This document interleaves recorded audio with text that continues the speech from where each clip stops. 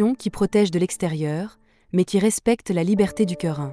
Un peuple que Dieu a béni, nul ne peut le maudire. Nombre 23,23. Il n'y a point de divination contre Jacob, ni de sortilège contre Israël. En son temps, on dira de Jacob et d'Israël, voyez quelle grande œuvre Dieu a accomplie. Le Jacob de l'Ancien Testament, c'est-à-dire Israël, était le peuple élu ayant reçu la bénédiction de Dieu. Aucune puissance du monde, et même Satan dans le monde spirituel, ne peut maudire ce que Dieu a béni. 2. Balak et Balaam.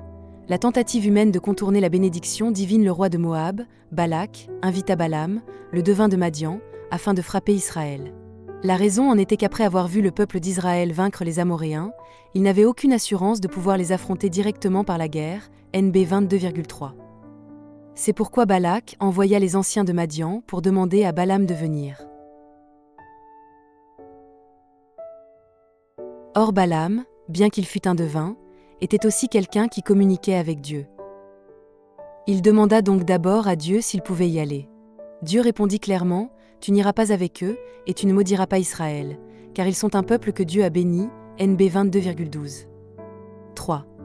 La convoitise de Balaam et la permission de Dieu, comprises comme abandon lorsqu'une seconde délégation fut envoyée avec insistance, Balaam refusa encore, mais leur dit d'attendre une nuit. Il voulait interroger Dieu une nouvelle fois. Cela venait du fait que son cœur était attaché aux biens matériels qu'il pouvait recevoir de Moab. C'est dans cet esprit de convoitise qu'il agit, espérant peut-être une autre réponse. Pendant la nuit, Dieu se manifesta et permit qu'ils partent. Cependant, Calvin n'interprète pas cette permission de manière littérale. Il explique que Dieu ne l'a pas réellement autorisé, mais que, puisque Balaam persistait à résister à la volonté divine, Dieu l'a laissé faire, dans une forme d'abandon. Toutefois, Dieu lui ordonna fermement de ne transmettre que les paroles que lui-même lui donnerait. 4. L'ânesse, l'ange de l'Éternel et l'ouverture des yeux spirituels. Balaam ne reconnut pas l'ange de l'Éternel, mais une simple ânesse, une créature insignifiante, le vit et chercha à l'éviter. Balaam la frappa alors. L'ânesse finit par se coucher, et Balaam la frappa encore avec son bâton. À ce moment-là, Dieu fit parler l'ânesse avec une voix humaine, et ouvrit les yeux spirituels de Balaam. L'ange de l'Éternel déclara que Balaam avait échappé à la mort grâce à l'ânesse. Lorsque Balaam proposa de retourner en arrière, l'ange lui permit d'aller vers Balak, mais en lui ordonnant de ne prononcer que les paroles que Dieu lui donnerait. Ainsi, cet événement doit être compris comme une intervention destinée à éveiller Balaam, afin qu'il ne puisse transmettre devant Balak que la prophétie de Dieu, et rien d'autre. 5. De l'Israël ancien à l'Église, et le danger intérieur de la convoitise. Le texte médité aujourd'hui correspond au moment où, à la demande de Balak, Balaam offrit des sacrifices et pria afin de maudire Israël, mais où une prophétie de bénédiction sortit au contraire. Lors de la seconde demande, après les mêmes sacrifices et la même prière, Balaam transmit fidèlement la parole reçue de Dieu. Dans le Nouveau Testament, le Jacob, l'Israël d'aujourd'hui, c'est l'Église, le corps du Christ.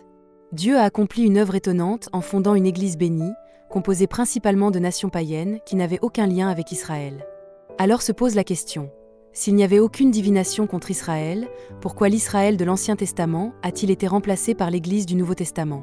La raison est que Balaam conseilla plus tard à Balak d'utiliser la séduction, et qu'à Chittim, les Israélites tombèrent dans ce piège, s'adonnèrent au plaisir charnel et servirent Baal, le dieu de ces femmes. Ainsi, 24 000 Israélites périrent dans le désert, et par la suite, l'idolâtrie ne cessa pas dans l'histoire d'Israël. Ils ne furent pas détruits par Satan ni par des puissances étrangères, mais s'effondrèrent de l'intérieur à cause de leur propre convoitise. Il en va de même pour l'Église. Aujourd'hui, aucune force extérieure, ni aucun esprit mauvais ne peut détruire l'Église tant qu'elle demeure dans la bénédiction de Dieu. Mais la convoitise du monde cachée dans le cœur de ses membres, appelée parfois convoitise charnelle dans l'Écriture, non pas seulement la recherche du plaisir corporel, mais le fait d'aimer le monde plus que Dieu, peut faire s'effondrer l'Église de l'intérieur. De même qu'Adam et Ève sont tombés lorsque l'ancienne convoitise de devenir comme Dieu, de vivre sans Dieu, fut effleurée par le serpent, l'Église aussi peut tomber à tout moment à cause de sa propre convoitise.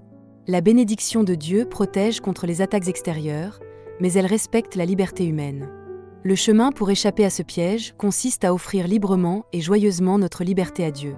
Alors Dieu ne nous enlèvera pas notre liberté, mais fera de nous de véritables hommes libres.